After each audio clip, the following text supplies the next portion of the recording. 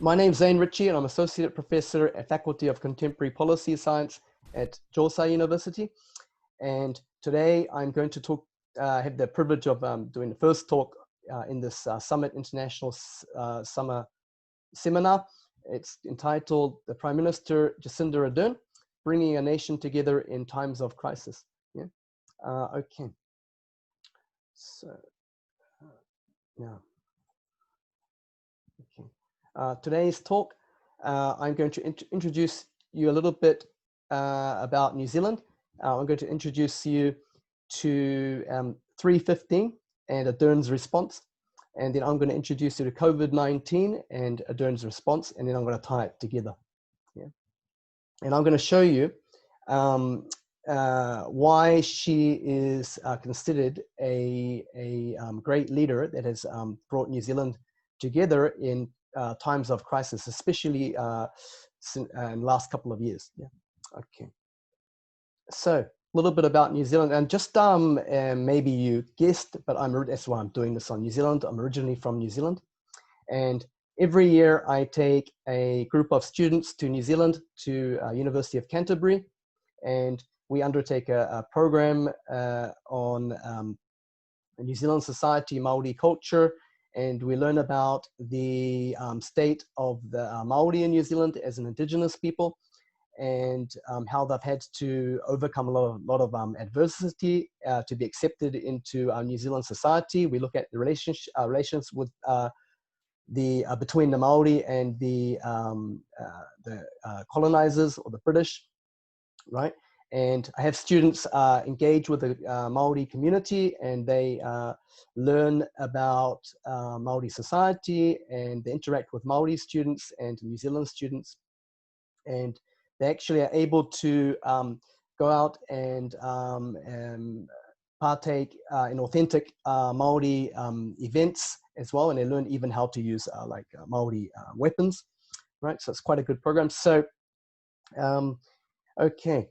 So I'm just going to start with a little bit about New Zealand. Our population is about 5 million people, 75% white, 15% Maori, and there are other ethnic groups. It wasn't always the case.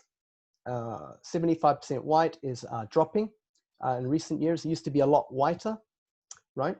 And with less of the population of the Maori population was also a lot less. But currently, we just hit 5 million. So to put that into perspective, the population of Saitama, where I'm based, does anybody know what the population is? Maybe you don't, but it's around about 9 million, right? So 9 million people in Saitama, 13 million in Tokyo, in the 24 wards of Tokyo, and about 24 million people in Tokyo To. So 5 million is a very small population, and the size of New Zealand is about 70% of Japan. Right? Location is in the South Pacific, and we are very close to to Antarctica, right? So it's a far distance from anywhere else, and in fact, even to Australia, some people they often get mixed up between Australia and New Zealand, but it's still a 3 to 4 hour flight to Australia from New Zealand, right? So capital is Wellington, it's my hometown. Largest city is Auckland. I put that in because we're just rivals. And then the Prime Minister is currently Jacinda Ardern.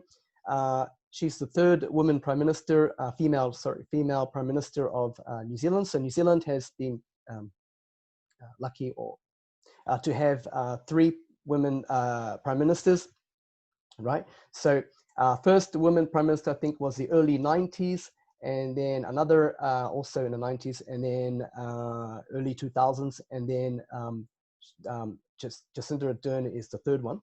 And she was elected just about 3 years ago. So we're coming up to an election. It's an election year in New Zealand. We have elections every 3 years. And so she is now just campaigning for a second term, yeah, in the middle of the coronavirus, right? Fun fact, New Zealand was the first country in the world to give the women the right to vote. So quite progressive in that instance, if you like, in 1896. So a very progressive country. And also, I think change happens very quickly in New Zealand, right? So, okay, it's a little bit about New Zealand. So I'm going to talk about March 15th, 2019. I call it 315. And it's a reason for that because I think that this is kind of New Zealand's 9/11. So where I call this 315, right? So just a little bit before I get into this on March the 15th. So as I told you before, I do a program in New Zealand with Japanese students, University of Canterbury, right? So we had a group of students ready to go, and our program starts at the end of March. So around March 18th, 19th, I think the dates were. And so we're just getting ready to leave Japan in 2019, and I got a call. It was a Friday morning. I got a call from my office, and then I got this information about this big kind of tragedy and happened to be in Christchurch as well, so it's made it worse. And so of the 10 students, I think that had initially planned to go to New Zealand, I think I ended up going with 7 of them. So 7 of them came, and it was quite a big, decision we had to make whether or not to go through with the program because of this tragedy, right? But I ended up going with 7 students, and we, right, a few days just after this event. So, okay. So it's gonna, I made one mistake. I'm just going to actually reshare it because I need to do sound. There is a little bit of video. If the video is jerky, don't worry about it. The YouTube links are there and you can watch it later.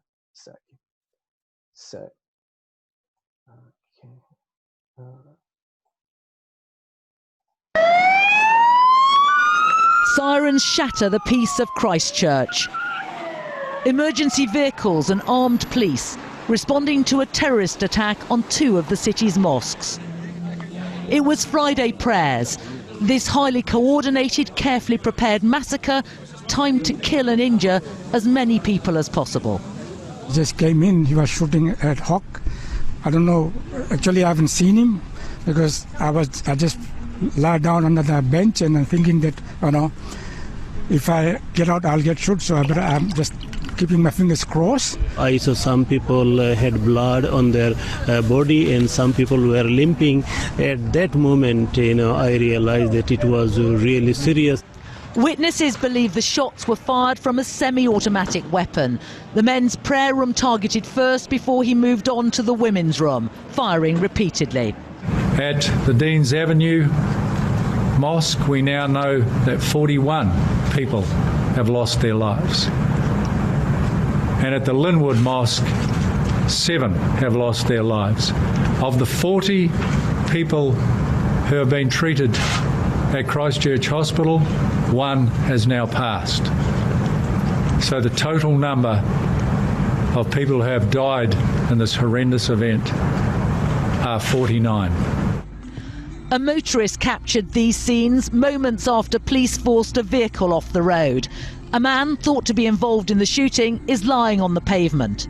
Explosive devices were found attached to other vehicles and safely defused. 28-year-old Brenton Tarrant, a known right-wing extremist from Australia, filmed himself driving towards the mosque and firing at worshippers, streaming it live onto Facebook. He's now been arrested and charged with murder. He posted these pictures of magazines for automatic weapons on his website 3 days ago, with the names of right-wing terrorists written on them.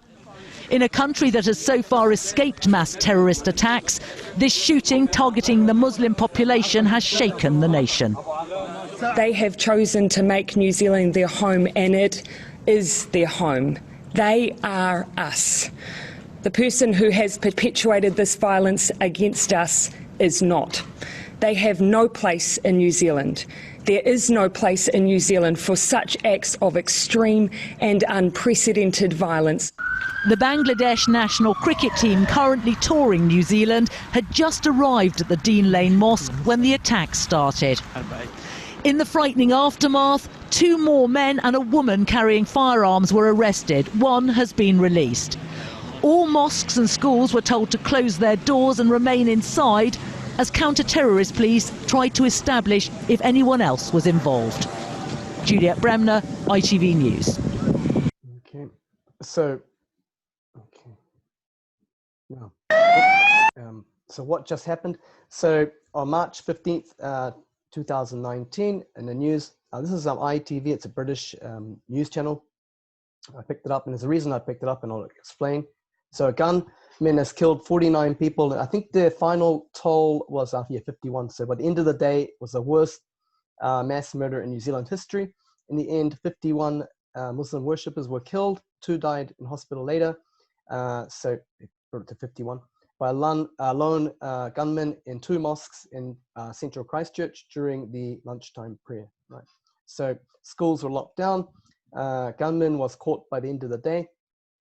Country went into mourning, and everyone was on edge. Now, just a little bit more of background. So Christchurch, it just was overcoming another disaster. I think it was about 8 years before, so 2010, 2011, they had 2 massive earthquakes that almost destroyed the entire city. And so Christchurch is a very resilient city, and so they needed every bit of resilience that they could get following this attack, right? So that's 311, and just that you heard in the news clip, there was a little bit in there, Jacinda Ardern, Prime Minister of New Zealand, 2019, March 15th. So these are her words. So it is clear that this is one of New Zealand's darkest days. Clearly, what has happened here is an extraordinary and unprecedented act of violence. Many of those who will have been directly affected by the shooting may be migrants to New Zealand. They may even be refugees here. They have chosen to make New Zealand their home, and it is their home. And then this was in a news clip. They are us. The person who has perpetrated this violence against us is not. They have no place in New Zealand. There is no place in New Zealand for such acts of extreme and unprecedented violence, which is clear that this act was. For now, my thoughts, and I'm sure that the thoughts of all New Zealanders are with those who have been affected and also with their families. So this is the words of the Prime Minister. And actually, I underlined some of these. Does anybody have any ideas why I might have underlined these? So why are these parts underlined? Any ideas? Anyone want to put your hand up if you have an idea? Any ideas? Maybe you can just go like the reaction or something. Any ideas about why I would have underlined this part? Anybody? Don't be so shy. No ideas? Don't be afraid to talk. Anybody wants to try? Good. Good. So I've got Shirley Sang. Shirley, can I unmute you? Okay. Can you go? Okay.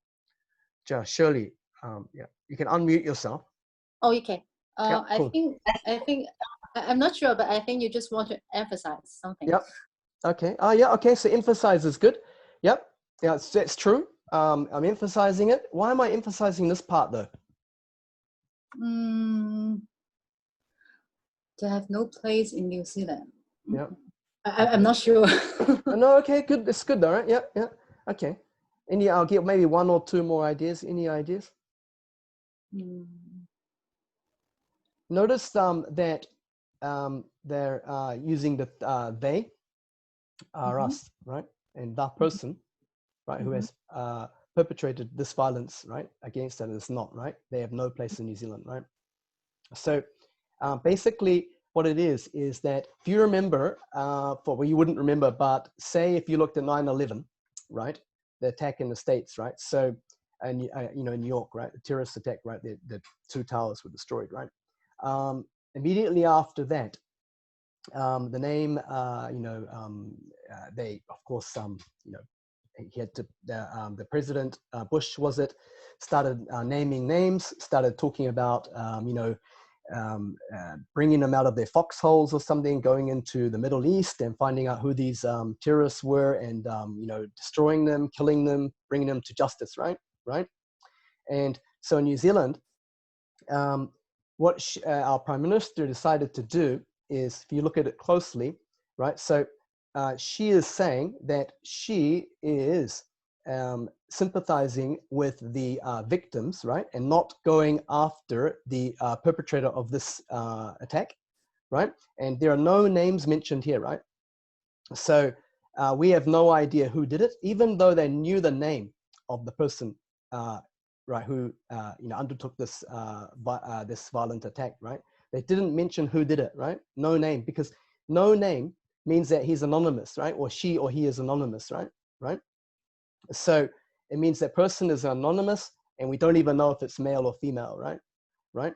And so she's siding with the victims of the attack, right? And in this case, the victims were Muslims, right? And as I said before, New Zealand's a very white country, and actually Muslims are very misunderstood in New Zealand society, and it's a growing group of you know, immigrants to New Zealand, right? Are Muslim. It's one of the fastest growing religions in New Zealand, also around the world, actually, right? And so she made it clear that she was siding with them, right? And she has no, you know, not going to mention who undertook this act of terror. And because, why does she do that? It's because it will give him recognition, right? And so that's all he wanted. Well, he or she wanted to be recognized, right? And the person in the news clip, and I said he as well because I was influenced by the news clip. But in the news clip, the reporter mentioned the name of the person, right? They mentioned it was male or female, and they mentioned also that he live streamed it in Facebook, right? Which was his goal, right? To make this news go all around the world, and so he had an agenda, right, that he was trying to reach, right. So she's saying we should forget about who did it. It's not important, and the most important thing is to have some solidarity with the victims of this attack. Yeah. Okay. So, okay, and just a little bit of information for you about this. So now, this is the University of Canterbury. I wrote it by hand. So this is the University of Canterbury is here, where I was going on the program, right? And the two mosques are very close. This is about maybe just over a kilometer away, I suppose, from the university, right? Mosque, the attack one, and this is the second attack, right? So very close to the university. And so even though this happened, and we have, you know, when there's a lot of information is still coming in, and we don't really know what's going on. The professor I'm doing the program with in New Zealand, he said you're welcome to bring your students, and in fact, if your students come, the people at the university will be happy to have them, because it's showing that we also are giving having some solidarity or something, or sympathizing with the victims, and we're not going to suddenly cancel the program, right? So he said that you don't have to cancel the program, and it might be a really good time to come, and then you can learn a lot about the response to these attacks, right? And you know, get to talk to members of the community and things like that, right? Okay, so that's with the two attacks. And now, a few days later, does anybody know this building? I think Richard knows this building. All right, does anybody know this one? Can I unmute? Unmute. All right, any ideas? Richard, what's this building? Looks like the one in Dubai. Yeah, that's right. It's Burj Khalifa. So the Burj Khalifa is the I think it's still the tallest building in the world, if I'm correct. Now Dubai is a Muslim country, very conservative. What's that, part of the Emirates, right? And the Emirates. So United Arab Emirates, and so they are very quite conservative, and they put up Jacinda Ardern's picture onto the Burj Khalifa, which I think is really significant, because she's, first of all, she's a woman, right? And second of all, this was a terrorist attack. And if you can imagine, after, in fact, a little bit after 9/11, for the first few days, I think a lot of the Muslims in the Muslim world actually showed a lot of solidarity with the United States until they, decided to go after the perpetrators of those attacks and invaded, Afghanistan and then Iraq, right? So her picture was put onto the Burj Khalifa and pieces here, right? So this spread all around the world, her reactions to this, right? Okay. And then next, and so what she did also is she put on the hijab, right? And she encouraged other women in New Zealand as a sign of respect, right? To all put hijabs on as a sign and mourn together with the Muslim community. And she went into the community and she met with members of the community and she wept with them and she mourned with them, right? And she actually cried with them and hugged them. And so I don't, I'm not sure that maybe, I think that would be very difficult to imagine any other leaders, especially maybe in the United States, for example, or elsewhere, doing these kinds of things. So she went and actually spent time with the community, right? So the morning part, okay. And this is actually, I won't play all of it, but this is the morning 2 minutes of national silence. This happened because we arrived, my cohort of students from Japan, we arrived, I think we arrived on the 18th or 19th, right? So about 4 or 5 days after. And so this was the second day I think on the Saturday they had it, right? It was about 6 days later, right? They had this 2 minutes of national silence, right? And in Hagley Park, so just go back. So Hagley Park, no, whoops. So I'll just go back. So Hagley Park is here in central Christchurch. It's very close to the university, of course. Unfortunately, we were doing a program, we had an event to go, so we couldn't take part in this part. But we actually observed it was during lunchtime, so I think it was on the Friday actually. We observed the 2 minute silence on the university campus with all of the students and staff, right on the campus. We observed the 2 minute silence, but they had this 2 minute silence. I'll just play a few seconds. I won't do the whole thing. Sallallahu alayhi wasallam said, the believers in the mutual kindness, compassion and sympathy are just like one body. When any part of the body suffers, the whole body feels pain. New Zealand mourns with you. We are one. So, oh, this is very short. So, yeah. So she's saying that we are one. We're mourning together with you, and she's showing solidarity again with the the Muslim community. And I think they really respected this. And as a result, so when I went to we took part in the 2 minute silence, I noticed so many women were actually all wearing not only Muslim women, of course, but just your average, woman, right, was wearing the hijab, and as a sign of respect, right? And so the whole nation actually came together in support of the victims of these attacks. And so even for many months afterwards, they never mentioned the perpetrator of the attack. We didn't even know who did it. They forgot. So he was forgotten very quickly, right? Until, in fact, he's just coming to trial in New Zealand now. And because they're doing a trial, his name is coming out, right? But they focused on the victims of the attack because of her leadership, right? So the press also respected that in New Zealand, and nobody mentioned the perpetrator's name. Right, so it's like we should forget who that was, and then like, how can we work with the victims to improve their situation? Yeah. Somebody's got a question, comment. Okay, so that's that.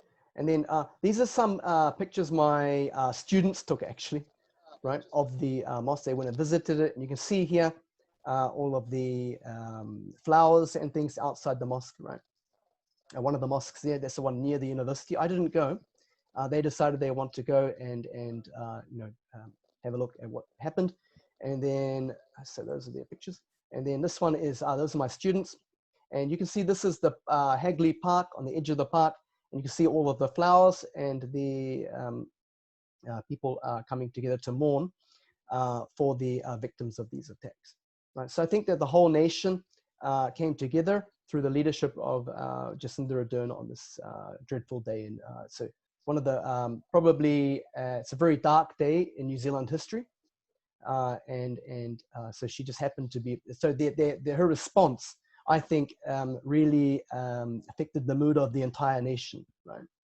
Okay, so that's the first part. And then second, so yeah, so why could this have happened in New Zealand?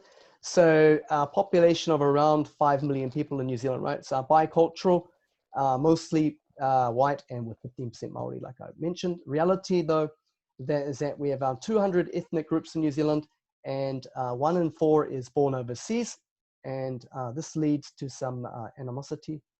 And I'm just gonna go like this.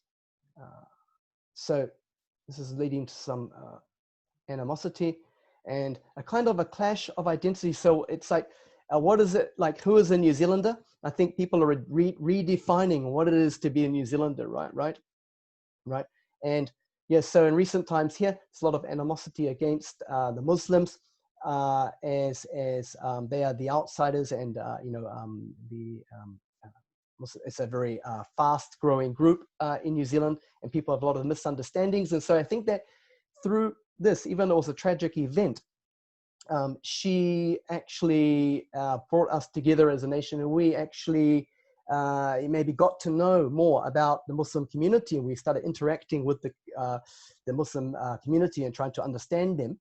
Because I think before that, they really felt isolated and alone in New Zealand, and you didn't see such a lot of contact, with the Muslim communities by non-Muslim communities, right?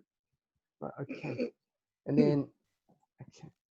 And this one, these are just the population projections in New Zealand.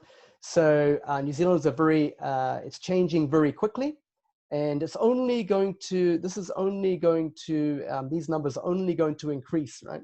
So Maori, Asian, Pacific populations are growing faster, because of the younger age structures combined with higher birth rates on migration, right? And so New Zealand or other is projected to fall from 75% to only 66%, right, in 2038.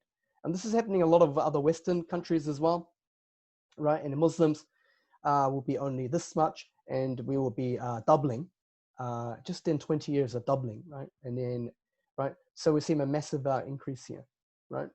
Okay, so that's one of the, it's like, why did this happen? Obviously, the perpetrator was a white supremacist, right?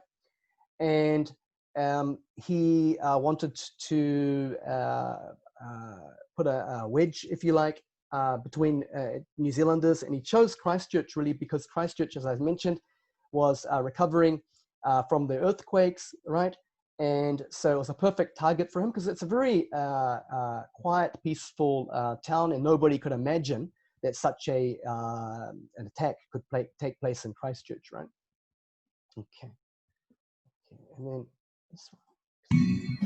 So I'm just gonna go here. So this is actually, so because of this word, obviously the media picked it up around the world, and Jacinda Ardern suddenly, for her response, became admired around the world, and she actually ended up, going to the UN and presenting it to the General Assembly, right? And I'll just play you just a few minutes, and just listen to the start of this. It's really interesting. Ready? So let's go.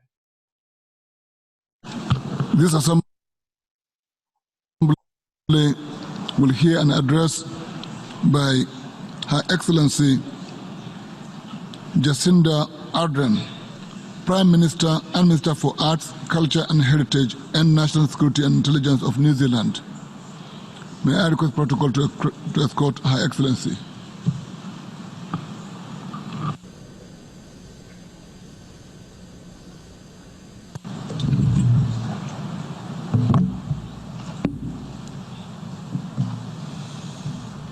Ko ngā tangata katoa, e manakitia ana te whenua, o te ao whānui, ko ngā kaitiaki, riti ana, ngā whenua, huri rau nā e te ao, me tu tātou ki te werohia ngā wero, e te ingoa o te tika o ngā mea katoa, tēnā koutou katoa.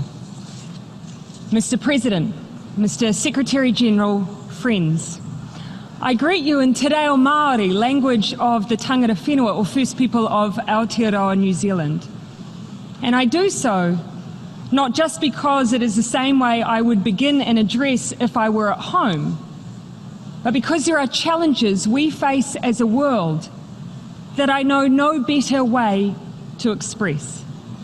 Māori concepts like kaitiakitanga, the idea that each of us here today are guardians, guardians of the land, of our environment, and of our people. There is a simplicity to the notion of sovereign guardianship. For decades, we have assembled here under the assumption that we narrowly cooperate only on the issues that overtly impact on one another.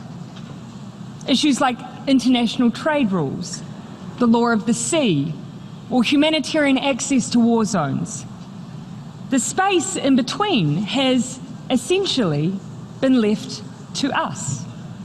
We, the political leaders of the world, have been the authors of our own domestic politics and policies. Decisions have been our own, and we have ultimately lived with the consequences. But the world has changed. Over time, we have become increasingly interdependent. We see more and more often domestic decisions that have global ramifications. Physical events have taught us that in obvious ways. Oil spills that show no respect for maritime boundaries. Nuclear accidents and testing, the impacts of which are never... So, is it okay? So she's here addressing the General Assembly, and it's really interesting that you know, to invite a Prime Minister from New Zealand to do this and to talk about issues that the world faces is extremely unusual, and that stemmed from how she handled the crisis in Christchurch, right? Following 3/15, right? So I thought it was quite amazing. And then at the start of her speech, does anybody know what language she was speaking?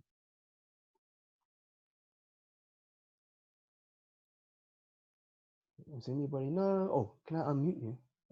Hold on. Oh, you're unmuted. So does anybody know what language this is? So I'll just go back. Oh, this one. Request protocol to Whenua, o te ao whānui, ko ngā kaitiaki, riti ana, ngā whenua, huri rau nā e te ao, me tu tātou ki te werohia ngā wero. So this is the Maori language, right? The indigenous people of New Zealand.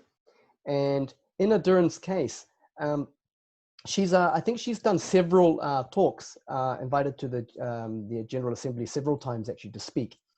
And before any speaking engagement, she does a greeting in Maori language, and she speaks fairly good Maori, which is extremely unusual for any top officials in New Zealand, non-Maori top officials, right? So I think that you know, we're very New Zealanders are very proud of her as their leader, and how she actually took the time out to learn the native people's language. And actually she gave birth to a daughter just after she was elected, I think. Just after she got elected about 3 years ago. She was pregnant during the election. And so she has been teaching her daughter Te Reo Māori, right? Which is the Maori language. And she has also been learning Maori herself, and she's become quite a fluent speaker in Maori. So I thought it was really significant, and really lifts, like is recognizing Maori culture on the world stage. So, okay. And then, okay, now, the third part is COVID-19, and I don't really need to introduce what that is. Okay, so now this is another one of her responses to a major crisis that has come to the world's attention about how New Zealand has dealt with COVID-19 compared to other countries. So this is just from this today's statistics. I got now, where did I think I might have deleted it off, but anyway, so from today's stats on cases of COVID-19, and you can see New Zealand is ranked 143 in the world. New Zealand total cases, and now what is significant here is no, where's my invitation? So now what is significant here is no new cases, no new deaths. Serious critical, none, right? And then if you look at this one, active cases are 21, and I'll explain about that. And then cases per million people is one of the lowest in the world, and deaths per million is only 4. So we've got about 5 million people, so there's about 20 deaths, or about 19 deaths, right? And testing, right? So New Zealand just celebrated 100 days with 0 new cases of community transmission of COVID-19. Did you know that? So I think this is on it's been in the media over the last couple of days, and it's becoming to the world's attention that New Zealand is one of the only countries that has managed to keep COVID-19 under control, right? I think Taiwan has done a good job, right? And South Korea were doing a good job. Singapore was doing a good job as well. There's only very few countries that have handled it, done a good job of handling this, right? And as part of this, one of the initiatives she implemented for government officials is that she took a 20% pay cut, and she cut all of her government officials' pays by 20%. She, along with government ministers and public service chief executives, will take the reduced wages for 6 months to show solidarity with those affected by the coronavirus outbreak. So what it does is, what this means is that she is kind of, how do you say, not keeping above the rest of New Zealanders. She's coming together with the New Zealanders and suffering together with New Zealand as a whole, right? To show that she is also just as a normal New Zealander like everybody else, right? And just the next one, you'll just show you very quickly. This one. So this one here, secrets to New Zealand's success at eliminating the coronavirus has been revealed by university researchers who found there was compliance with basic hygiene practices, and trust in authorities was nearly 100%. That's saying that basically all of New Zealanders have very strong trust in their government, right? Okay. And as a result of that, New Zealanders are quite happy to follow the directions of their government and what Ardern was asking them to do, right? Without any, there was no,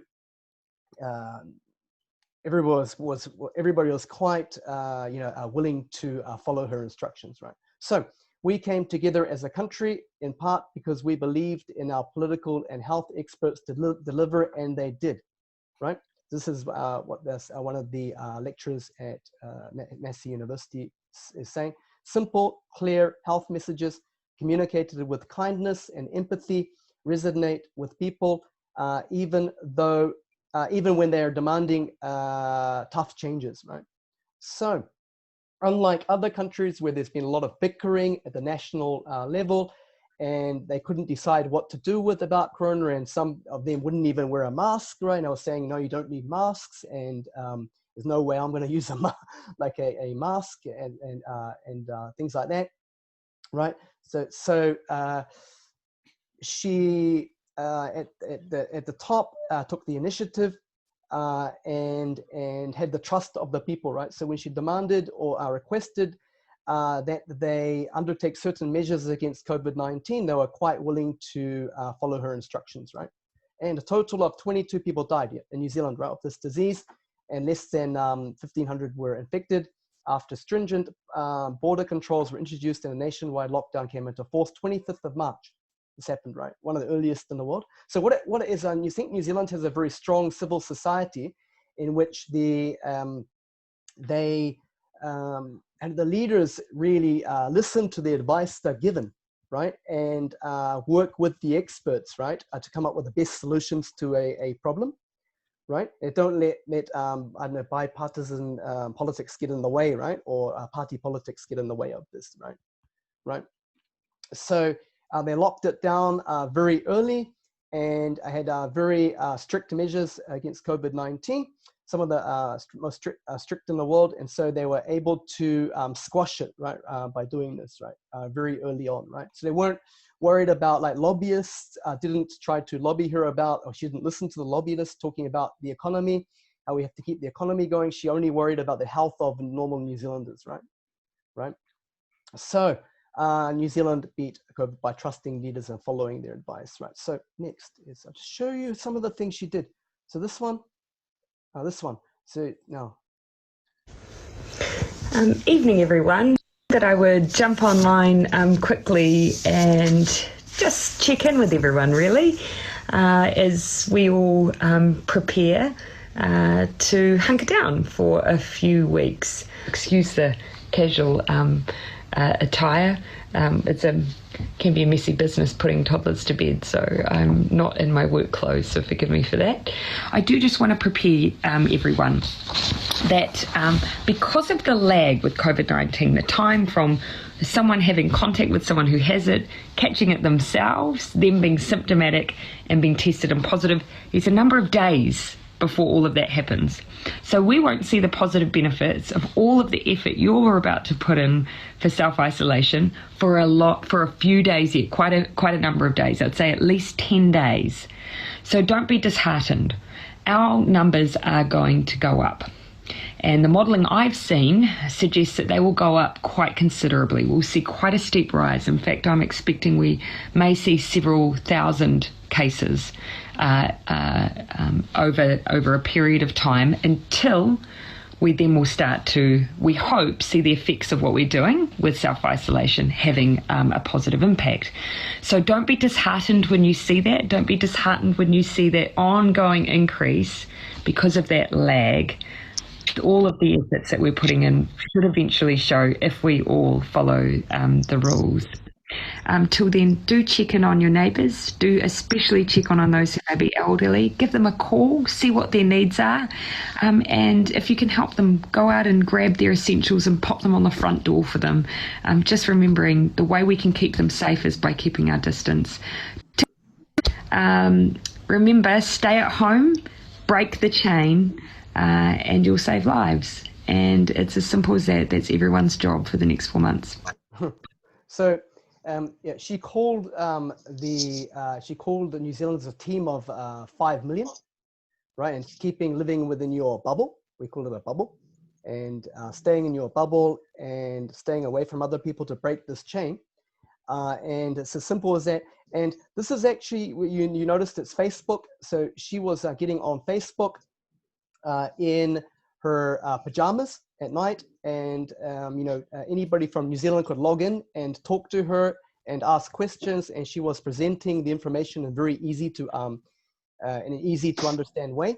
So people are able to, she's very accessible, right, to the public, right, through Facebook and things. So she said that she had just put her baby to bed, and she was very sorry about her appearance, right? So she was doing this, right, to interact with normal New Zealanders, right, and talk to them, right? And she was saying that you should, call your neighbors and look after each other and ask what your neighbors need, especially if they're elderly, and you can put something on their, next to their door or something. You can do some shopping for them or something. So we should work together to defeat COVID-19. Yeah, I'm just going to mute some people. Yeah, so One moment. Yeah. So. Oi. Okay. So. Yeah. Okay. Next. Okay. Taya. So, Jacinda Ardern has quickly become a respected woman leader on the world stage due to her display of empathy and her way of connecting with all New Zealanders in time of crisis. She's only been in office for less than 3 years and are coming up to an election. And already she had two huge crises to deal with. And, you know, judging from the reaction from around the world, she's dealt with them admirably and has done an excellent job of dealing with these crises, right? And in a short time, she has transformed the way that New Zealand is governed and has become one of the most popular prime ministers New Zealand has perhaps ever had. And so actually, we're just coming up to the election in September, and it's a little bit difficult to explain how the election system works in New Zealand, but her party is one of the most popular political parties in the history of New Zealand politics. So the opposition, the other main political party, has actually had to change their leaders twice, right? Because they knew that they're heading for a defeat, right? In fact, the opposition party actually put another woman as the leader so that so a woman can compete with a woman, right, in the election. So although she's extremely unpopular, right? So yeah, she should win the next election by landslide. And then her leadership can be seen not only in her handling of the coronavirus pandemic, where she listened to the experts and moved to crush the virus before it could even take hold, but also how New Zealand, how she dealt with 315 in a humble way, engaging with those affected in the Muslim community and encouraging all New Zealanders to come to overcome adversity, right? So that is my, that's my talk. Yeah, that's my talk. Thank you very much. And if you have any questions, please feel free to ask me. It's just 5:05, so we have enough time. So questions, please. Thank you very much. Okay.